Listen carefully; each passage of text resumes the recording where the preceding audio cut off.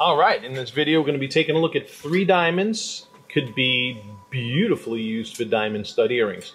This portion of the video here, I'm really just kind of showing you size comparisons, just to show you how really excellently all 3 of these match. The first diamond is a 154 HVS2. The second diamond is a 154 HVS1.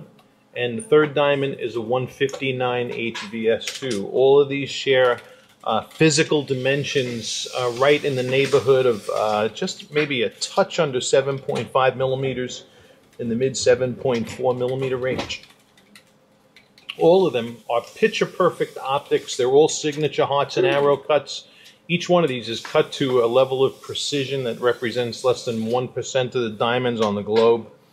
And their optics all fall squarely in the GIA Triple Excellent AGS Ideal Zenith. So it doesn't get better with regards to optics, and as you can see, the sizes, we could match any 2 of these, whether this 154 VS2, 154 VS1, or this 159 HVS2, whichever 2 of these you wanted to put together, beautifully matched. In fact, you may even want to get 1 for each ear and then put 1 in a pendant. That's also a great idea. And each one of these, of course, is so exhibiting highest optics possible.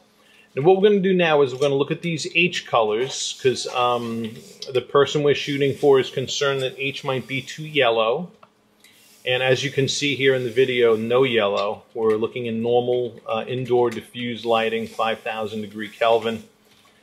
And we're going to look at color differences now between these 3. We're going to look at them practically. Right now we're really looking at them practically. So, and as you can see, they all face up white. Anybody looking at this, any layman looking at this, whether it was in an engagement ring or an earring, the last thing that comes to mind is really the word yellow, because they're not yellow. All right, so we're going to show you just how white or how yellow they are in a critical viewing environment. So now we go to the critical viewing environment. But before we do, I thought I'd show you in some indoor spotlighting as well. This is our weaker spotlighting environment. All of these, look, that's at the tilt angles. We're getting beautiful fire and sparkle scintillation. Here is in the face-up view, and all of these exhibiting top-of-the-line fire and sparkle. Okay.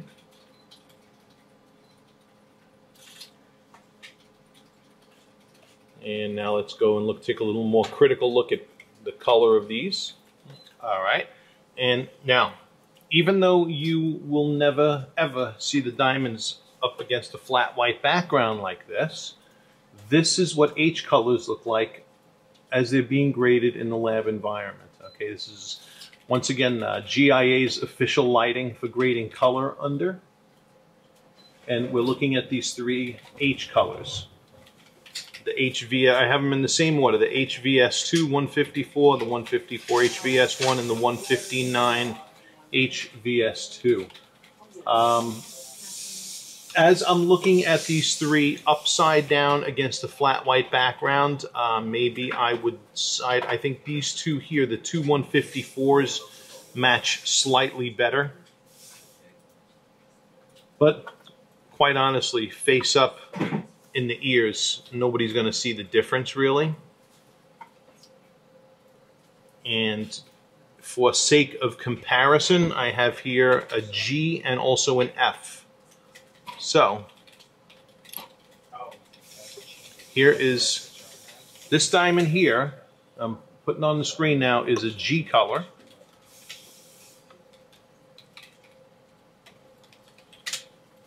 That diamond happens to be a 187 GVS1 that we have here in the inventory.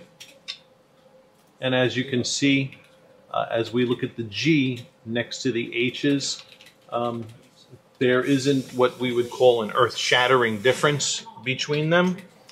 Maybe ever so faintly, but nothing to sneeze at. And then also, I'm just going to take this one away for a second because I can only fit so many diamonds in front of the camera. And I'm going to put on the other side an F color. Okay. So this diamond here is a 166F SI1 in the inventory as well. So GVS1, HVS2, HVS1, and then this one's a GVS1. I'm sorry, FSI1. All right. And here's what they look like as they're being graded in the lab environment. So as you can see, there isn't what we would call an earth-shattering difference from the colors. They're all diamonds that are going to face up white.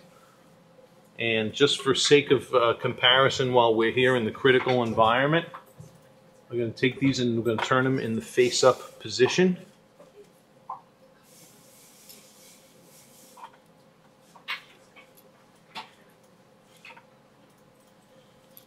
I mean, unless your skin is so pale white like this, even then, only then would you see this kind of contrast that we're seeing in this lighting, which isn't really tremendous.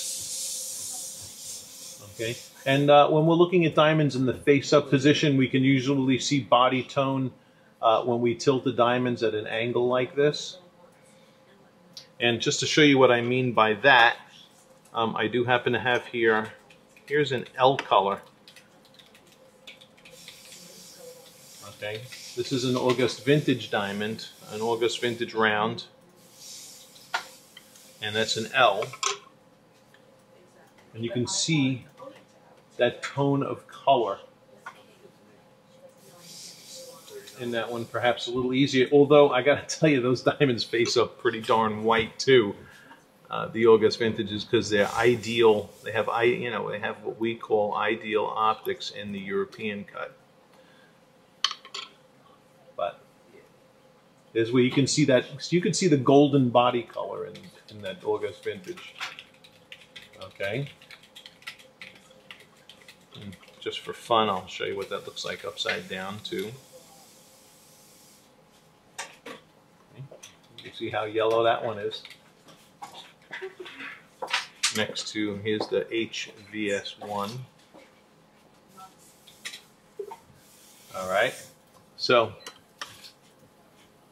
this has a very a notable tint of color. This one really just ever so faint in the H.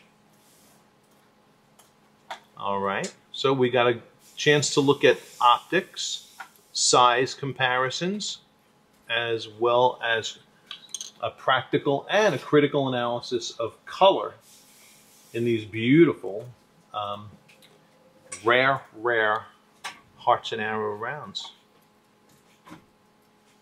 And all their proportions, I mean, absolutely gorgeous, all fall within what we would call the orthodox set of proportions for ideal cuts, which is always proven to be the best.